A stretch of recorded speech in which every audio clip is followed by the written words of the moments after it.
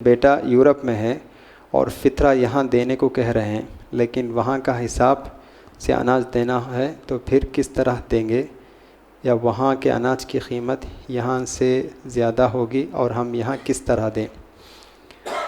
دیکھیے کہ یہ سوال یہ پوچھنا چاہ رہے ہیں کہ بیٹا یورپ میں ہے اور بیٹا جو ہے یہاں والدین سے کہہ رہے ہیں کہ تم میرا فطرہ جو ہے یہاں ادا کر دو، ہندوستان میں دے دو، تو کیا یہ درست ہوگا؟ اگر درست ہے تو فطرے کا حساب کیسے کریں گے؟ کیا ہندوستانی قیمت کا اعتبار کریں گے یا یورپ کی قیمت کا اعتبار کریں گے؟ یہ پوچھنا چاہ رہے ہیں۔ سب سے پہلی بات یہ ہے کہ زکوٰۃ الفطر آپ جس جگہ رہتے ہیں وہیں تقسیم کرنا زیادہ بہتر ہے، وہیں فقراء اور مساکین جو ہیں انہی فقراء مساکین میں تقسیم کرنا یہ زیادہ بہتر ہے۔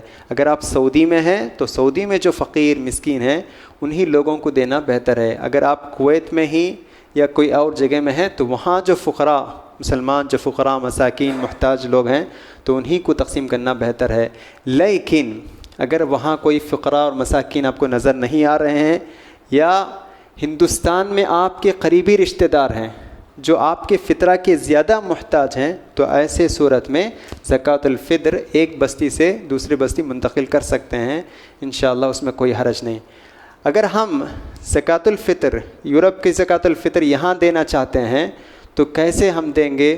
یہاں کی قیمت کا ہم اعتبار کریں گے، ہندوستان کی قیمت کا ہم اعتبار کریں گے۔